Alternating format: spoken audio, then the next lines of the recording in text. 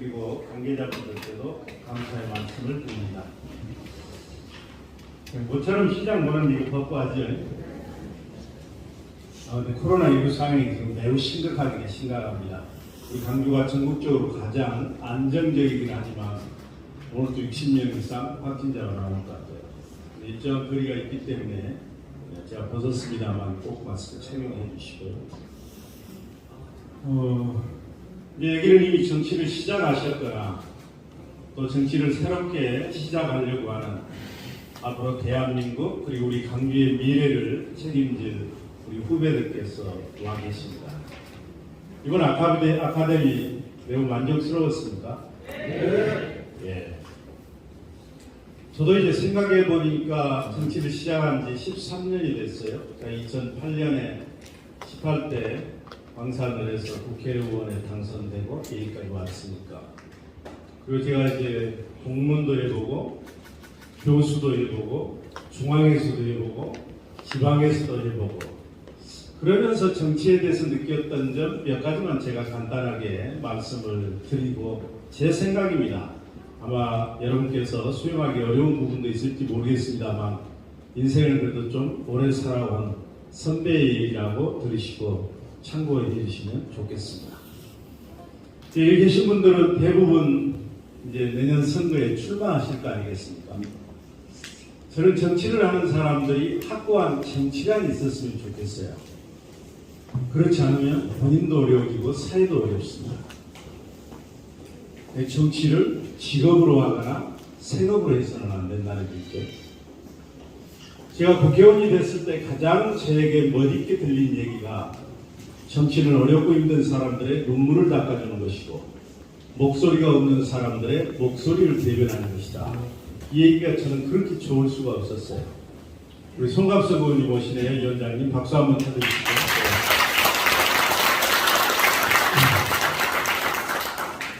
그러나 현실적으로는 선하고 가슴 따뜻한 사람들을 반칙과 야합으로 구름 들어기에 떨어뜨리는 악마의 얼굴로 다가오는 경우도 많고 또 어떤 경우에는 어렵고 힘든 사람들의 눈물을 닦아주는 천사의 모습으로 나타나기도 합니다. 원래 공작에서 정치랑 바르게 하는 것, 바르게 고치는 걸 이걸 정치라고 했는데 현실은 많은 경우 그렇지 않습니다. 원래는 옳고 그름 시비를 가지고 판단해야 되는데 많은 경우 정치인들 이해관계를 가지고 판단하기 때문입니다.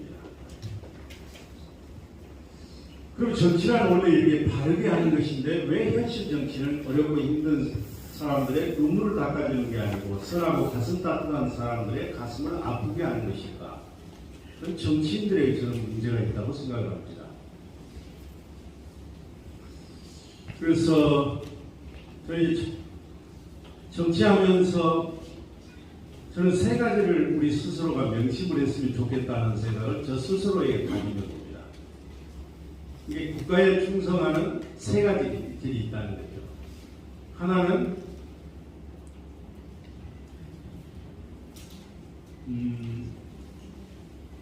능력이 없는 사람들이 중요한 자리를 탐하는 것은 국가에 충성하는 게 아닙니다. 근데 우리는 인간이 매우 합리적이고 효율적이라고 생각하지만 인간은 그야말로 제한된 합리성과 그 비효율적인 생각을 많이 하고 있습니다. 그렇기 때문에 실제는 자기 머리보다 더 큰 모자를 쓰려고 하는 경향이 있습니다. 그래서 이걸 제어해 주는 게 저는 이제 국민이라고 생각하거든요. 어떤 나라에서는 정치가 천사의 얼굴로 다가오고 어떤 나라에서는 악마의 얼굴로 다가오는데 그런 유권자에게 달려있는 것이죠.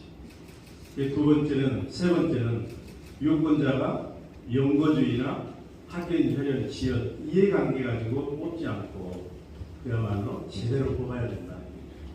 이게 이제 두 번째는 국가에 충성하는 길이고 세 번째는 능력이 되는 사람들이 자기 편함을 위해서 중요한 자리를 기피하는 것도 불충하는 겁니다. 물론 이게 그거는 능력이 안 되는 사람이 중요한 자리를 탐하는 것보다 질이 괜찮은 것이지만 그래도 이제 국가에 불충하는 것이죠. 그래서 제가 이제 말씀을 드리고 싶은 것은 뚜렷한 정치관을 가지고 정치를 해주시면 좋겠다. 저는 지금도 그렇고 정치를 하면서 항상 세 가지를 지키려고 노력을 했습니다. 선출직이 되는 건 공직자거든요. 첫째는 헌신하고, 두 번째는 봉사하고, 세 번째는 절제하는 겁니다. 국가에 헌신한다고 하는 것은 국가의 이익과 내 이익이 상충될 때 국가의 이익을 따른다는 얘기입니다. 국민에게 봉사한다는 얘기는 내 이익과 국민의 이익이 상충될 때 국민의 이익을 따른다는 겁니다. 국가에 헌신하고 국민에게 봉사하려면 공직자는 하고 싶은 것, 먹고 싶은 것, 가고 싶은 것, 갖고 싶은 것을 절제해야 합니다. 이건 이제 청렴하고 연결된 것이죠. 근데 우리가 제대로 안 봐서 그렇지 실제 정치를 안 했더라면 가족과 함께 행복하게 사실 분들, 정치를 안 했더라면 주변에서 존경받고 살 수 있는 분들이 정치해가지고 해가망신하고 질시받는 경우가 의외로 많습니다.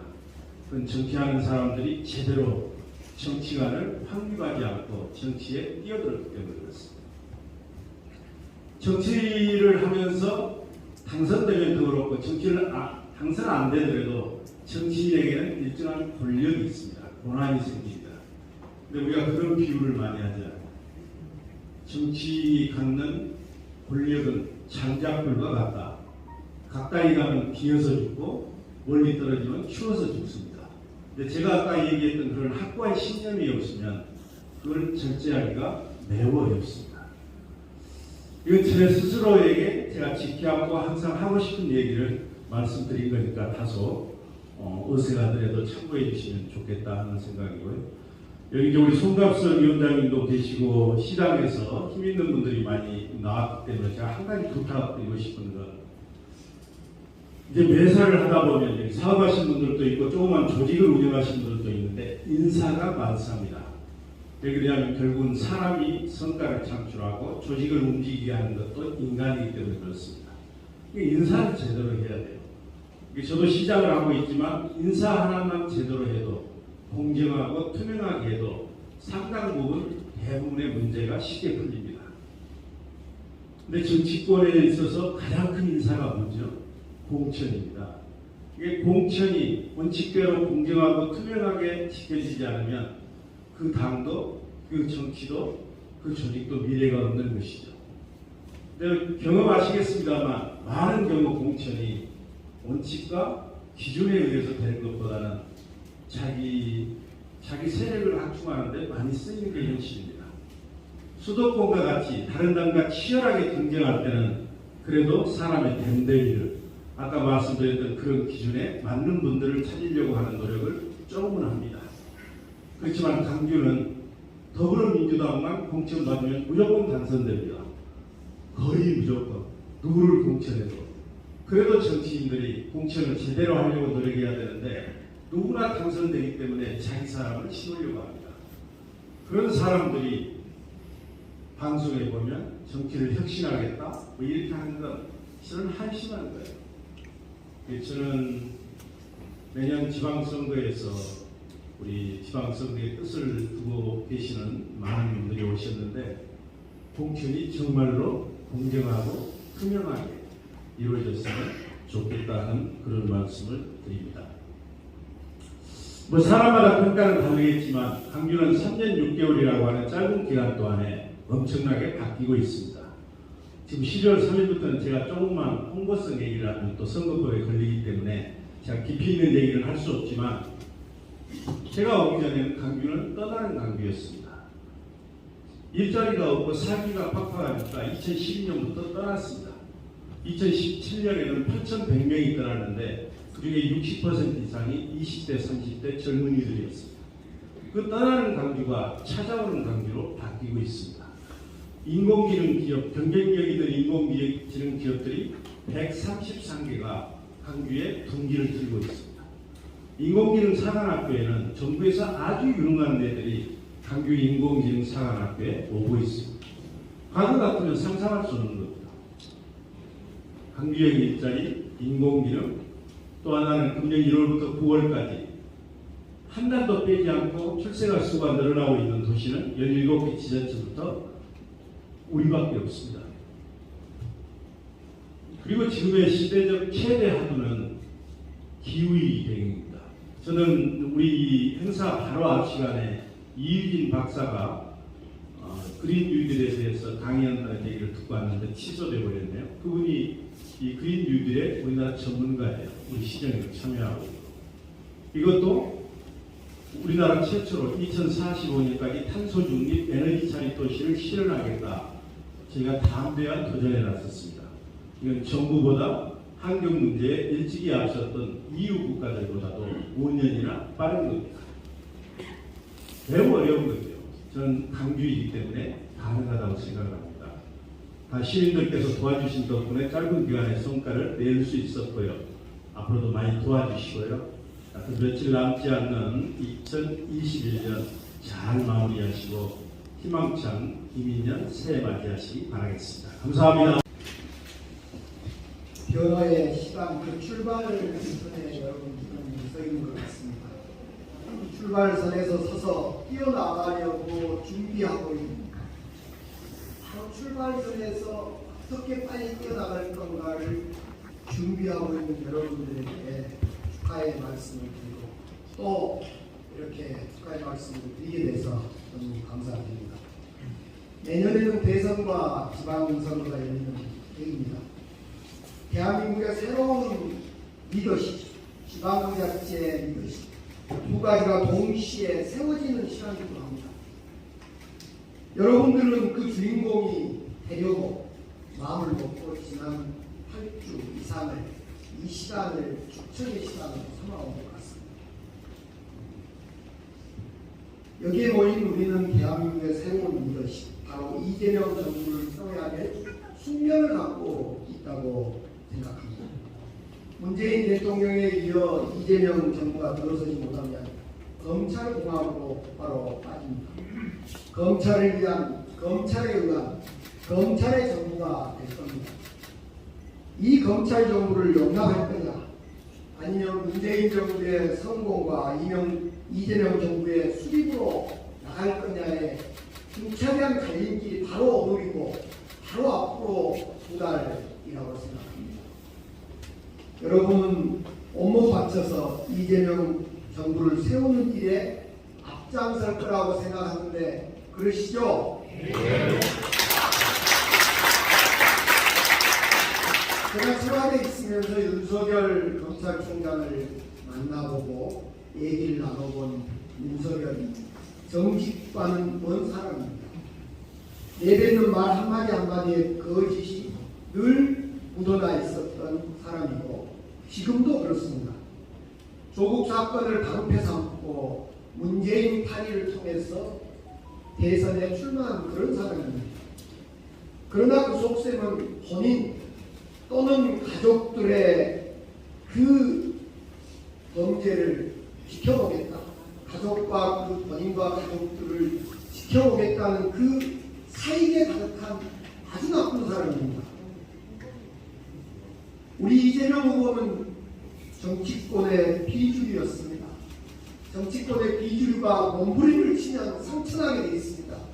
그 상처가 때로는 우리 국민들의 가슴에, 눈에, 귀에는 거슬리기도 하고 때로는 끔찍하기도 했고 때로는 거부감이 들어있는 것이 솔직한 이재명 후보에 대한 우리의 생각일 겁니다. 비주류의 대환이기도 하고 비주류들이 변혁을 꿈꿀 때 생겨난 아픈 상처, 덧난 상처이기도 할 것입니다. 그런데 이재명에게는 미안한 이야기지만 시대정신이라는 것을 올라탈 재주가 있었고 그걸 추진하는 추진력이 있었기 때문에 많은 정치인들을 위로하고 민주당의 후보가 됐고 대한민국을 문재인 대통령의 뒤를 이어서 대통령이 되겠다라고 국민들, 당원들 인정해 준 사람입니다. 이재명 후보의 덧난 상처 우리가 감싸줘야 됩니다. 이재명 후보가 몸부림치다 그 생긴 상처 그걸 외면해서는 안 됩니다. 그걸 흉측하다고 흉봐서는 안 됩니다. 그것에 대해서 소금 뿌려서는 더더욱 안 됩니다. 뒷줄에서 흉보면 절대 안 됩니다. 우리는 비주류가 주류가 될 때, 변방에 있는 사람이 중앙으로 들어올 때 생기는 상처를 우리는 많이 보합니다. 어쩌면 저도 과거에 그런 사람 중에 한 사람이었을 수 있습니다. 이번 대선에는 반드시 이재명 정부를 세워야 합니다. 그리고 또 여러분들도 새로운 주인공이 되어서 새로운 리더십 구축에 함께 나서야 될 것 같습니다. 광주는 더 큰 광주로 가는데 변화가 필요합니다. 더 큰 광주로 변화에 이 자리에 계신 여러분들 스스로가 리더가 되어야 될 것 같습니다. 반드시 승리한 리더가 되어야 될 것 같습니다. 제가 오늘 3시간 전에 어떤 발표를 하나 했습니다. 광주 시민 1,300명의 목소리를 담은 싱크탱크 더 큐브의 발표를 했던 적이 있습니다. 조금 전에 하고 왔습니다. 시민들은 이번 신춘 인터뷰에 이렇게 답합니다. 약 4만 개의 답변을 주셨습니다. 시민들의 요구는 기회, 변화, 전환, 광장이라는 4개의 화두를 키워드를 저에게 주셨습니다. 기회는 더 많은 기회입니다. 공정이라는 것은 기회가 많으면 공정은 더욱 넓어지는 겁니다. 기회가 없다 보니까 공정에 매달려서 우리 정부, 문재인 정부를 포함해서 20대, 30대 청년들이 아우성을 치고 있습니다. 기회란 공정을 넓히는 분위기 될 겁니다. 더 많은 기회. 두 번째로는 변화입니다. 내 삶의 활기찬 변화를 요구하고 있습니다.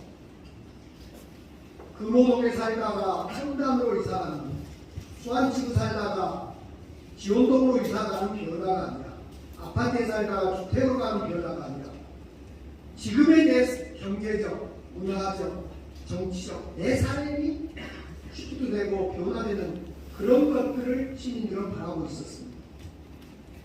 세 번째는 저에게 전환이라는 키워드를 시민들은 주셨습니다. 세계의 전환 시대에 맞이해서 광주의 대응을 전환이라고 요구를 하고 있습니다. 판을 바꾸라는 이야기를 하고 있습니다. 판을 바꿔달라고 시민들은 요구하고 있었습니다. 마지막으로 광장입니다. 시민들이 저에게 광장이라는 단어를 줬어요. 제가 정치를 하면서 20년 동안 광장, 일상의 민주주의 두 단어를 제가 도대체 이게 뭐냐, 풀리지 않는 숙제처럼 저를 억제해왔던 그 광장과 일상의 민주주의란 두 단어를 제가 최근에 고민을 해소해가는 약간의 단초를 접하게 됐습니다. 광장이란 상품, 사람, 생각, 말이 흐르는 그곳입니다. 상품과 생각과 말과 사람이 흐르는 어떤 것 또는 곳이었던 것이었습니다. 광주에는 5.18 민주광장이 있고요. 대한민국에는 광주라는 또 다른 광장이 있습니다. 그래서 사람들은 광주는 민주주의의 심장이라고 합니다. 광주를 민주주의의 심장이라고 한 이유는 대한민국의 광장이 광주였기 때문에 그렇습니다. 우리가 5.18 광장이다, 도청합 광장이다, 전남대 광장이다, 조선대 광장이다, 또는 어디 광장이다 할 때 이 광장은 광주 속에 있었습니다. 그러나 넓혀서 보면 광주가 대한민국의 광장이 되어 있습니다. 과연 우리가 민주주의의 심장인 곳이냐? 저는 답할 수 없습니다. 광주가 민주주의의 심장, 대한민국의 민주주의의 심장. 그래서 광주는 안으로도 밖으로도 광장입니다. 광주의 새로운 비전이자 더 큰 모습이 광장이었던 아닌가, 이런 광장 찾기에 제가 최근에 나서고 있습니다.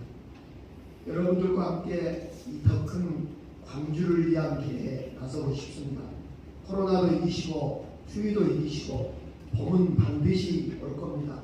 여러분들 오늘 모두 내년 이맘때는 승리하는 그런 시간이 되시길 바라고 8주 동안 10여 명이 113명의 우리 오늘 마치신 분들에게 건승 그리고 행운이 있기를 바라겠습니다. 감사합니다.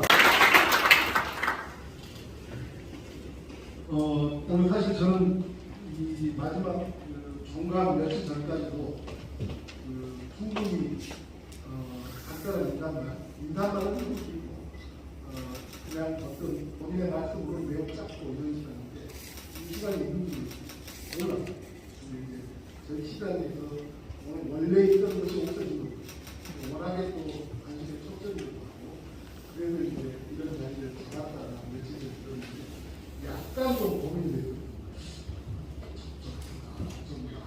약간 고민이 됐었는데 오늘 와서 두 분 말씀하신 걸 보니까 정말로 방치형체 순위 이런 거구나 라고 유감 없이 보여드리는 것 같습니다.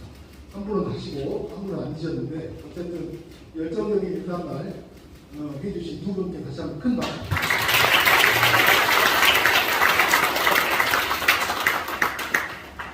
정말 8차례나 되는 긴 감사를 함께 해주셨습니다. 105명이 신청하셔서 한 명만 나고하시고 104명이 오늘 수료증을 받게 됐습니다. 정말 여러분들 자랑스럽습니다.